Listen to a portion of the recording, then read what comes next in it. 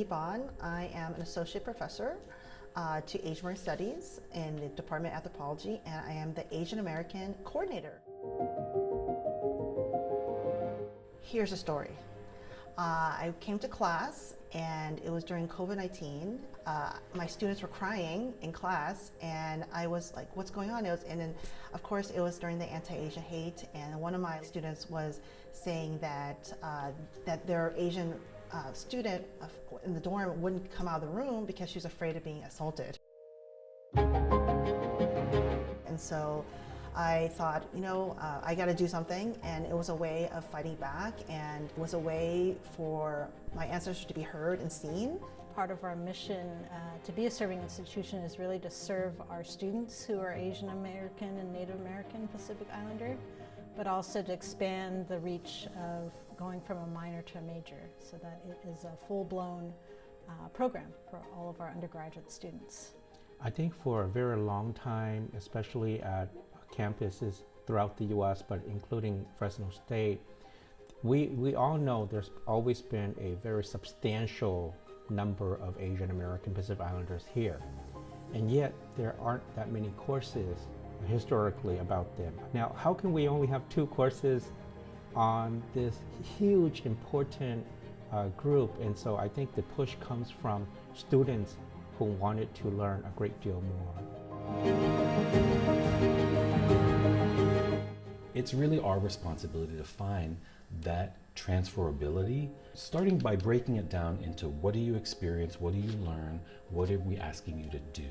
You learn about culture, you learn about language, you learn about history, you learn about society, and that's transferable to a lot of different careers. It helps them to also understand that culture continues to change over time, how languages have changed, and how Asian American communities continue to change. We have a course even on Asian American pop culture, for example.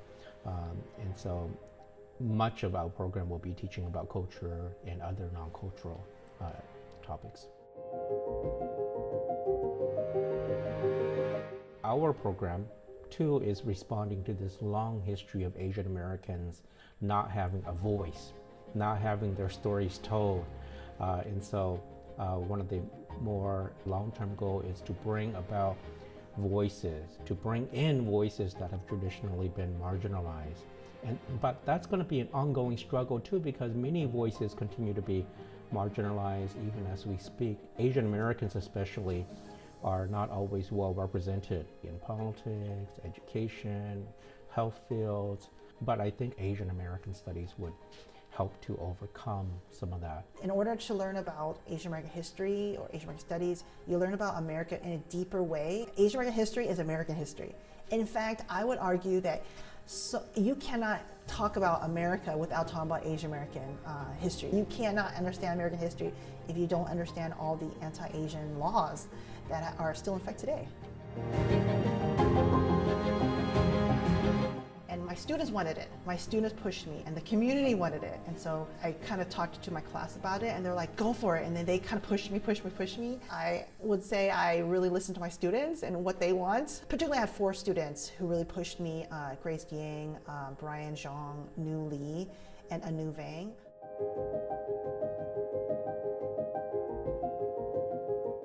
And so I was like, okay, I will do it. And so what happened is I mass emailed 576 Asians, would you be interested in helping me start this major? And then we all met on Zoom, and I said, hey, what do you guys think of having a major? And so that kind of rolled the ball. And so we got a librarian, we got student people, faculty, staff, and so they supported me, and we talked about it, and then I wrote the proposal. It was 120 pages. They cut it down to 80 pages, went to Chancellor's office. It was signed, and it will be implemented fall 2025.